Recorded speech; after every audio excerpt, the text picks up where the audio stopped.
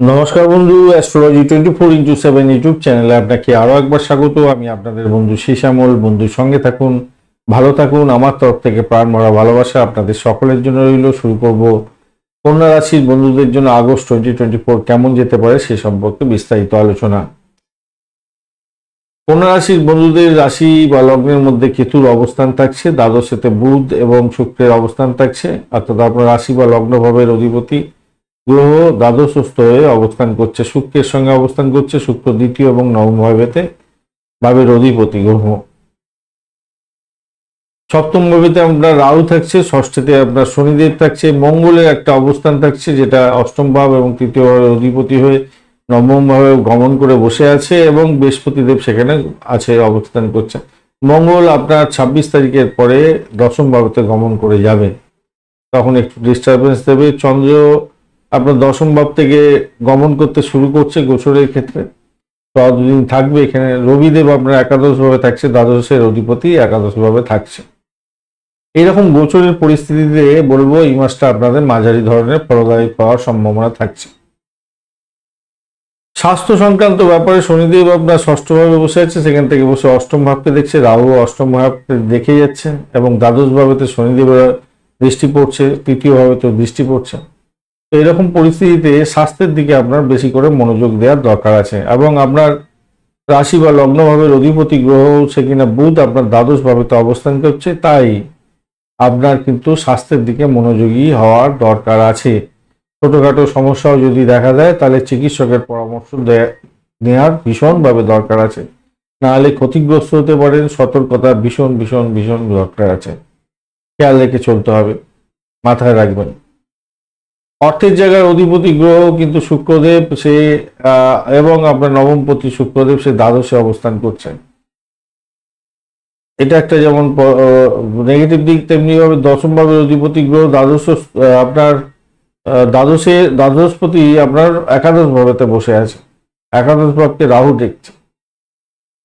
মাসের শুরুটা যখন শুরু হতে যাচ্ছে, মাসটা প্রথম যখন শুরু হচ্ছে, তখন আপনাদের আর্থিকভাবে কিছুটা লাভ ওঠানোর সুযোগ থাকছে, কিছুটা অমীমাংসিত ক্ষেত্র থেকে লাভ ওঠানোর সুযোগ থাকবে।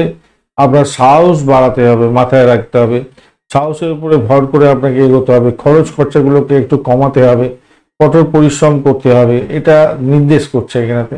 হঠকারী সিদ্ধান্ত নিয়ে কোনো রকমভাবে ইনভেস্টমেন্টে যাবেন না এই মাসটায়, তাহলে প্রবলেম হতে পারে।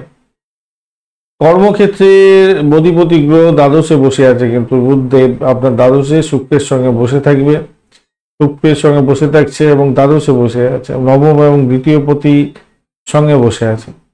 তো চাকরির ক্ষেত্রে একটা টেনশন, চাপা উদ্বেগ আপনাদের মধ্যে থাকতে পারে। চাকরির পরিস্থিতি কিছুটা অনুকূল হবে বটে, দৌড়াদৌড়ি হয়তো আপনার বেশি হওয়ার সম্ভাবনা থাকবে।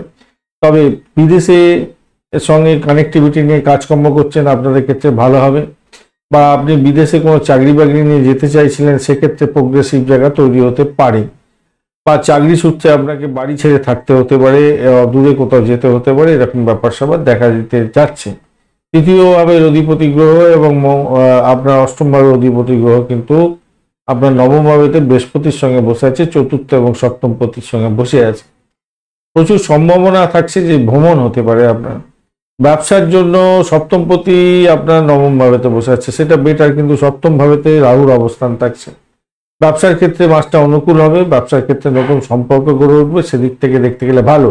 কিন্তু যারা পার্টনারশিপ বিজনেস করেন তাদের ক্ষেত্রে আপনাদের অবিশ্বাসের বাতাবরণ শুরু হতে পারে, আপনাদের এই দুজন মানে পার্টনারদের সঙ্গে। তো সেইখানটা একটু আপনাদের সাবধানতা অবলম্বন করতে হবে। তাড়াহুড়ো করে কোনো ডিসিশন নিয়ে ভুল ভাল হয়ে যেতে পারে, একটু খেয়াল রেখে চলতে হবে। ক্ষতিকারক জায়গা তৈরি হয়ে যেতে পারে ব্যবসা বাণিজ্যের ক্ষেত্রে। প্রেম প্রীতি ভালোবাসার ক্ষেত্রে দেখুন, প্রেমের অধিপতি গ্রহ শনিদেব সে ষষ্ঠ ভাবেতে গমন করে আছে, কিন্তু বৃহস্পতির একটা দৃষ্টি পঞ্চম ভাবে পড়ছে। প্রেমের ক্ষেত্রে কঠিন পরিস্থিতি হলেও দেবগুরু বৃহস্পতির কৃপাতে আপনাদের লাভ ওঠানোর সুযোগ থাকবে বলে মনে করছে। দাম্পত্যের ক্ষেত্রে উত্থান পতন থাকবে এই মাসটাতে।